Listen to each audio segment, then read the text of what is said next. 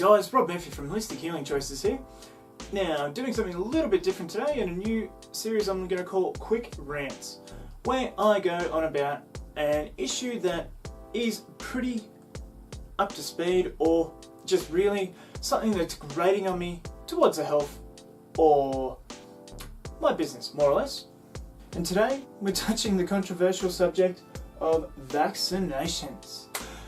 Now, being an alternate health practitioner, you probably think I'm all over being an anti-vaxxer, and you would be absolutely wrong.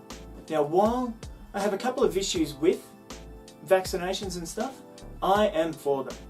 If they are preventing diseases like measles, tuberculosis, polio, for another one, from, ravaging the general population, yes. So, in the holistic health industry, we're not all absolutely batshit crazy and believing that. Now, the issue with that is you have to look behind the scenes of who started this sort of anti-vaxxer movement and see what their motivations were. Turns out the guy that did it was trying to patent his own sort of vaccination, so money was a motivation there. And he just started to spur along people and get them to believe. And one of the biggest things with that too was that his control group was about 12 people. Now, 12 people is not a huge group to be able to draw upon all that information, especially with something, as radical as how people react to things, because you could just as easily find 12 people who haven't been turned autistic from vaccinations. Very easily. But that wouldn't sensationalise it enough. Now, a lot has come out recently too with that, in that, kids have found out that they haven't been vaccinated, so they're rebelling against their parents and going and get their measles vaccinations and all that sort of stuff. Good.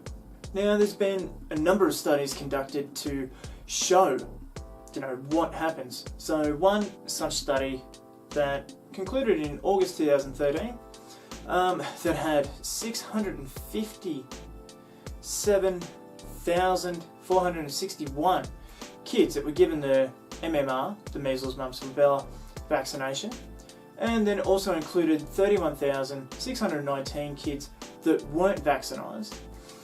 So it went over a 20-year sort of period. Now, the results have just come in, and they've found that, autism sort of happened equally within both groups. So it didn't matter whether they had the vaccine or not. If it was there, it was there. So, okay, maybe the vaccine doesn't cause that, but, there are a hell of a lot more kids vaccinised. So you would have expected the rate to be a lot higher had anything happened. Now, it's not all good news though. We've had people who have a certain religious belief, maybe, have come in, and other people as well, like just members of the general public, who have seen their children's behaviour change. Now, I'm not talking about autism, but there's something in there that doesn't quite agree with them.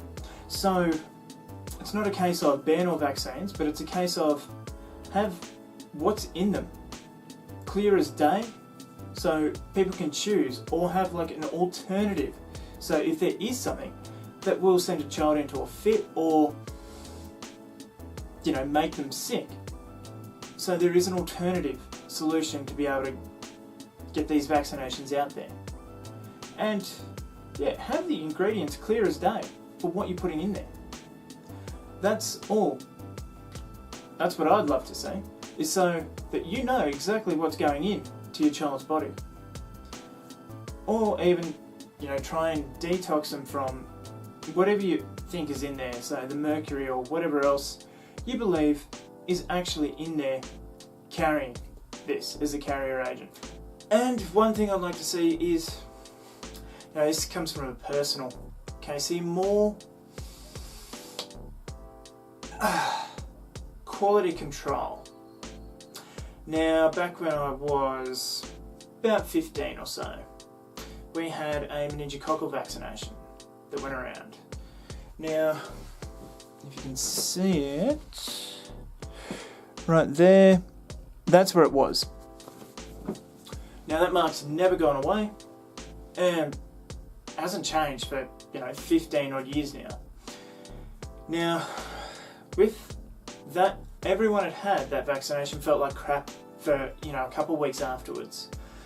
And then there's at least one child who actually died from meningococcal after the vaccination was given. So whatever it was in there, it may have been not quite dead, as they normally inject you with the dead cells so your immune system gets used to them.